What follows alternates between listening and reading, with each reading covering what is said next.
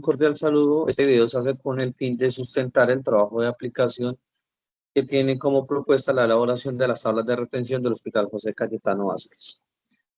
La pregunta y la formulación del problema está en cómo contribuye la elaboración de las tablas de retención documental en la organización documental de los fondos documentales para el Hospital José Cayetano Vázquez de Puerto Boyacá.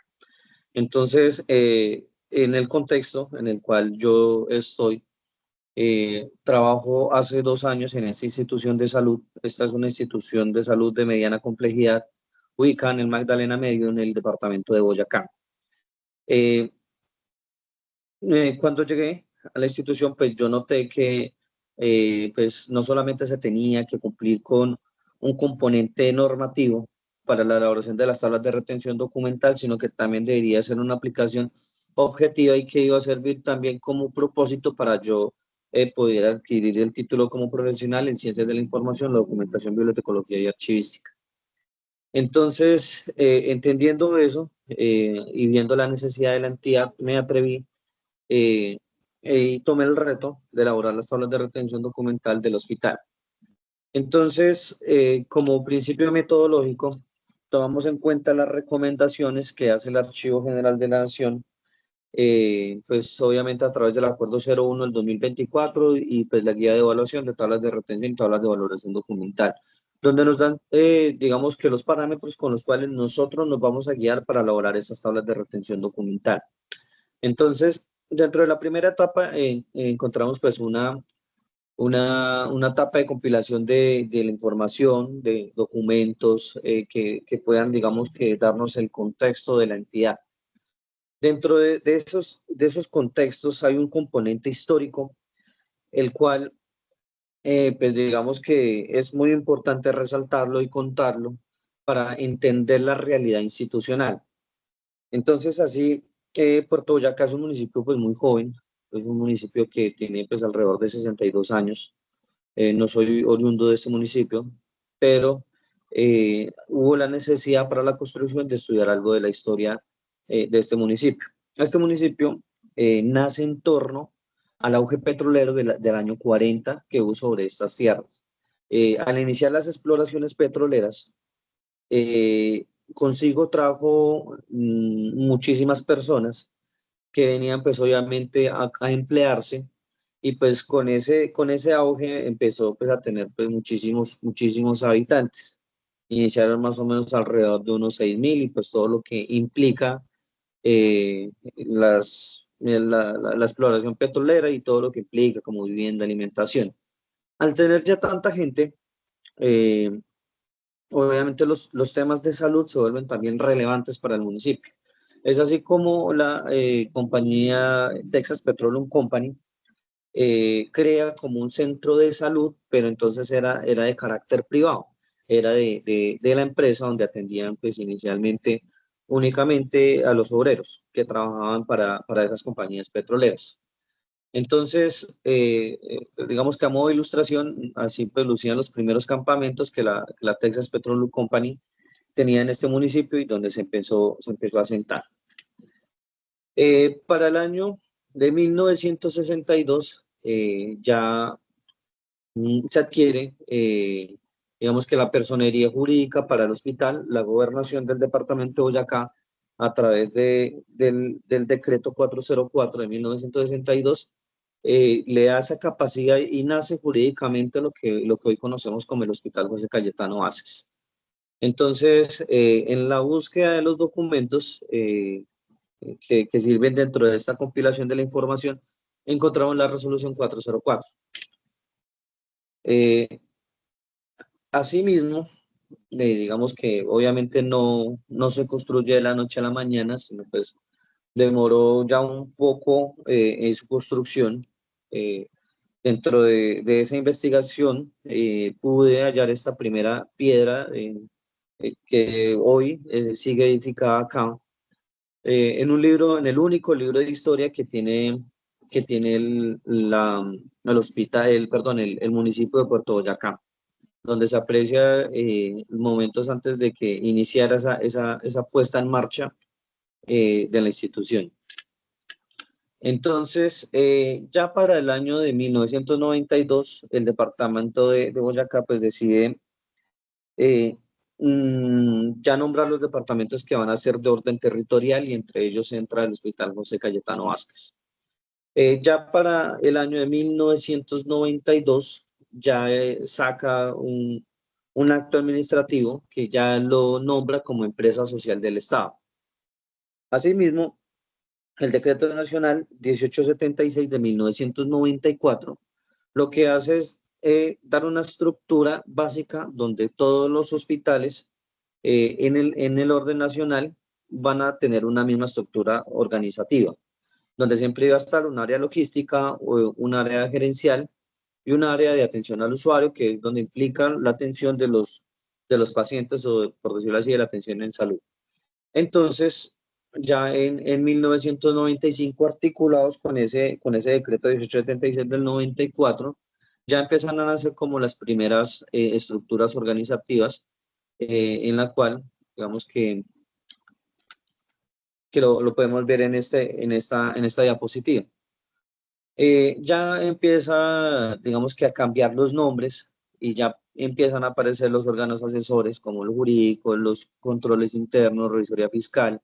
Y el más importante y relevante es que ya empieza a dividir lo científico con lo administrativo, que ya se había dado, pero digamos que no, nominativamente cambió un poco este tema.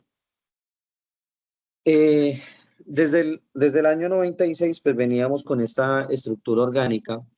Ya al día de hoy esta es la actual y digamos que el cambio significativo que tiene es que ya el área de presupuesto, el área de todo lo que tiene que ver con el área financiera, ya se aparta de la administrativa y ya pues eso le permite pues una mejor organización a la entidad.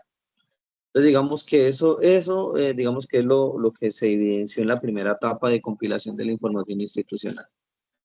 Ya en la segunda etapa de análisis de la información, ya teniendo, digamos que toda esta información, todos estos actos administrativos, empezamos a definir la metodología.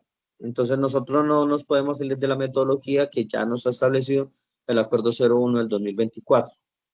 Dentro del análisis de la situación actual es donde nos lleva ya a empezar a resolver el problema que se detectó y que fue parte de lo que lleva a hacer este trabajo de aplicación. Como tercera etapa, ya teniendo esos actos administrativos, pues obviamente me faltó nombrar que dentro de la última estructura orgánica, pues también se empiezan a delegar las funciones a cada una de las personas o oficinas que están dentro de la institución.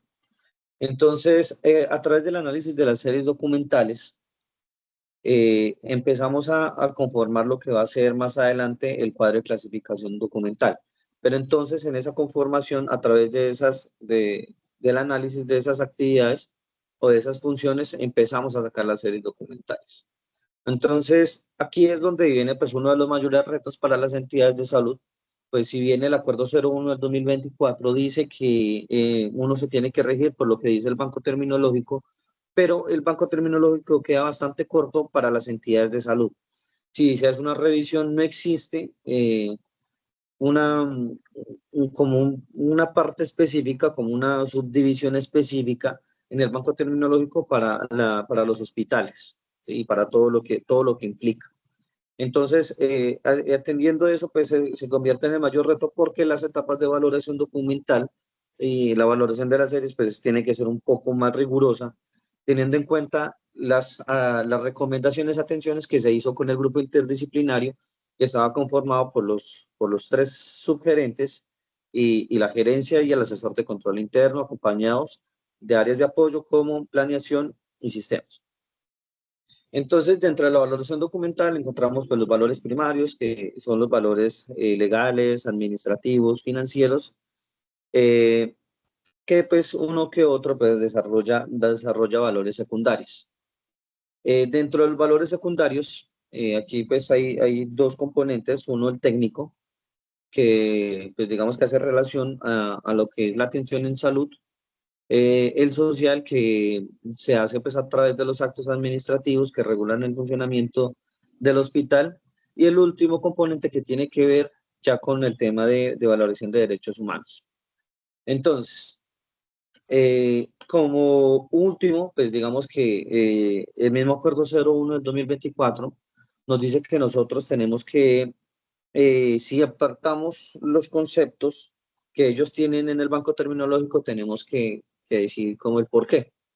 Entonces, digamos que a manera de ejemplo, porque pues todo lo desarrolla la memoria descriptiva, ejemplo, el banco terminológico no divide los contratos de servicios con los contratos de prestación de servicios.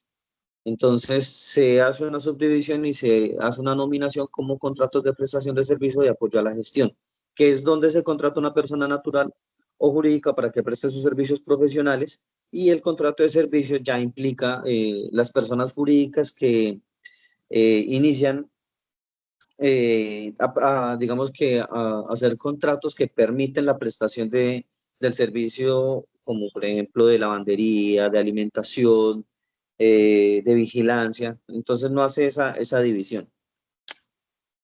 Dentro de la disposición final, digamos que la conservación de los documentos nace a través de la valoración previa que se hizo de los documentos que se identificaron en las series y subseries documentales.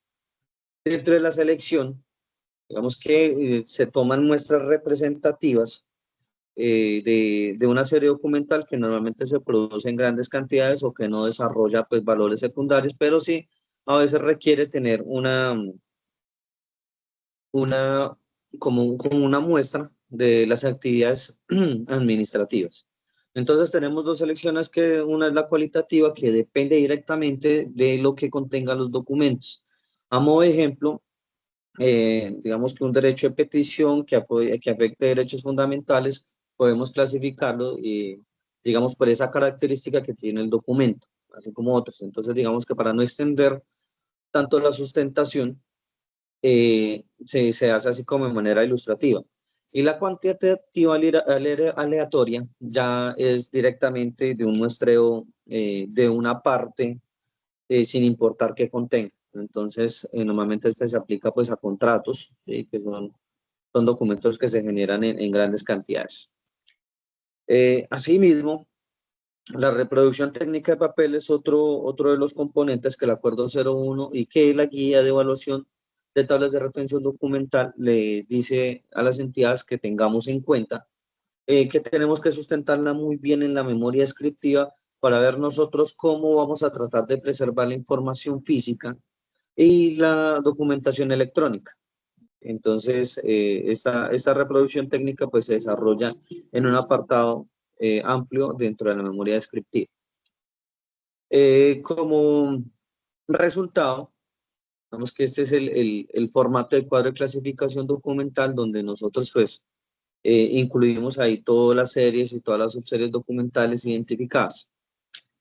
Asimismo, en la cuarta etapa de ya elaboración de tablas de retención documental, no solamente pues implica que se construya el formato, sino que se diga que, digamos que cada espacio qué significa. Entonces, digamos que las tablas de retención documental no quedan únicamente para quienes la elaboran, sino para quienes la aplican. Por eso la memoria descriptiva tiene que ser muy clara en decirle qué contiene cada casilla. Sí, que dónde están las series, dónde están las subseries, dónde están los tipos documentales. Y pues digamos que una de las partes más relevantes es el procedimiento, porque en el procedimiento yo voy a describir el paso a paso que yo voy a realizar con la serie documental que yo ya previamente identifiqué, donde yo primero digo de qué se trata, es decir, que doy como un acercamiento a la definición que lo regula. Yo qué voy a hacer con ella, es decir, yo si la voy a conservar, la voy a seleccionar, la voy a eliminar. Eh, otro de los aspectos es desde cuándo yo inicio a contar los tiempos de retención. Y por último, digamos que cuál va a ser, digamos que el proceso de disposición que yo voy a hacer una vez lo haya escogido, si haya sido conservación, selección o eliminación. Dentro de las casillas, pues digamos que y variaciones que tuvo el Acuerdo 01 con el Acuerdo 04 del Archivo General de la Nación, es la inclusión de las series documentales que tienen que ver con derechos humanos.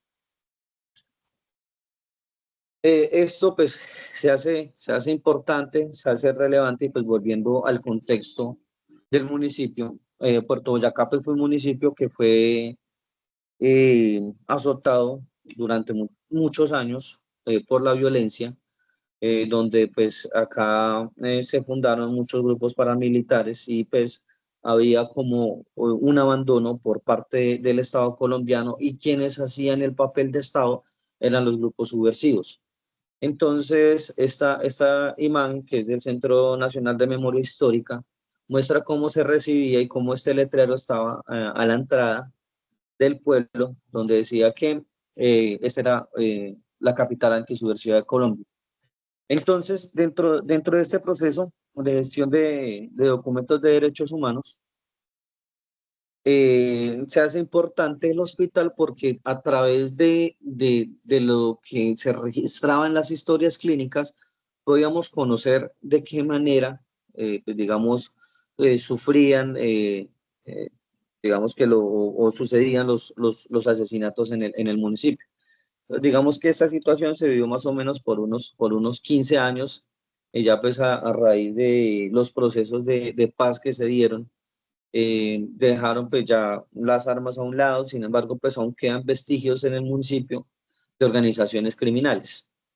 Entonces, ya el acuerdo 01 le da como mayor relevancia y a nosotros como entidad tener como mayor atención y mayor cuidado al momento de mirar, digamos que estos tipos de documentos.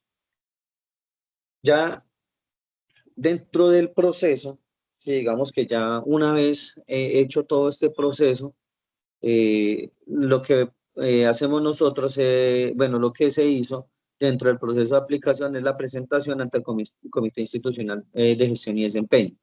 Entonces, en este, pues digamos que ellos son los que toman la decisión si aprobar o no aprobar las tablas de retención documental. Entonces, para la fecha, para el mes de mayo, que se presentó el proyecto de tablas de retención documental, el 26 de mayo, fue aprobado de manera unánime por parte del Comité Institucional de Gestión y Desempeño, y pues ya seguimos como a la siguiente etapa. Entonces, pues digamos que como yo inicié muy temprano, o sea, desde el semestre pasado yo ya había iniciado este proceso, pues ya se pudo mostrar y se pudo adelantar un poco más de lo que el docente nos había dicho, que nosotros íbamos hasta la presentación del Comité Institucional de Gestión y Desempeño, porque nosotros dependemos de un tercero.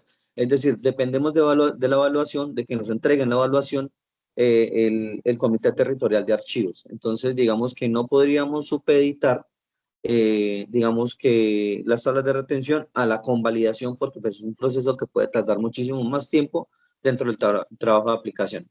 Entonces, como lo inicié antes, ya pues hubo la posibilidad de erradicar el instrumento archivístico, eh, y recibir pues un primer concepto de evaluación en el cual pues digamos que de manera resumida, eh, las observaciones que se hacen son de tipo formal y no de fondo. Entonces, eso lleva a pensar de que el trabajo técnico se hizo con muchísima responsabilidad y con muchísima entrega, aplicando los conocimientos adquiridos durante la formación.